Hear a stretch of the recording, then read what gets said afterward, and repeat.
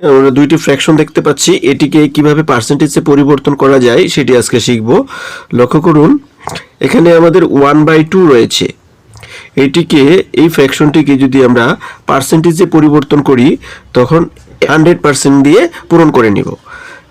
এবার এটিকে যদি আমরা কাটি 50 2 গুণ 100 অর্থাৎ 50%।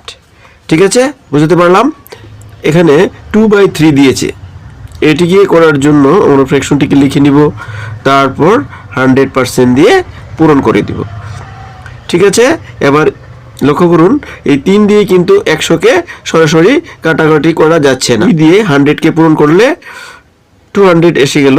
এভাবে লিখতে পারি, 3 দ্বারা 200কে আমরা ভাগ করব, ভাগ করলে কি হবে 66.66, অর্থাৎ এভাবে আমরা লিখতে পারি।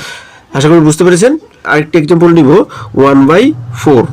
এটিকে আমরা কিভাবে পার্সেন্টেজে পরিবর্তন করি লক্ষ্য করুন। ওকে আমরা 100% দিয়ে পূরণ করে দিব।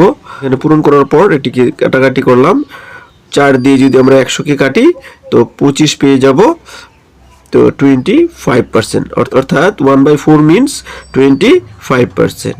ঠিক আছে, এবার আরেকটি কোশ্চেন আমরা নিয়ে নিব। ধরুন এখানে যদি 1/5 থাকে, তখন এটিকে আমরা কিভাবে পার্সেন্টেজে পরিবর্তন করব। এটিকে করার জন্য আমরা এখানে একই নিয়ম, এই 100% দিয়ে পূরণ করে দিব। ঠিক আছে, 5 দিয়ে যদি আমরা এইভাবে 100কে কাটি তখন কিন্তু 20 পাবো, 5 20 100, তাই এটি হয়েছে 20%। ঠিক আছে, আরেকটা আমরা एग्जांपल নিয়ে নিতে পারি, 1/20। ঠিক আছে, 1/20 মিন্স কত পার্সেন্ট, এটিকে আমরা এইভাবে লিখতে পারি, 100% দিয়ে পূরণ করে দেব। তো 20 দিয়ে যদি 100কে আমরা কাটি আমরা পেয়ে যাচ্ছি 5, অর্থাৎ 5%। ঠিক আছে, 1/20 মিন্স 5%। আশা করি বুঝতে পারলাম। যদি আমার এই ভিডিও আপনাদের ভালো লেগে থাকে অবশ্যই লাইক শেয়ার করবেন।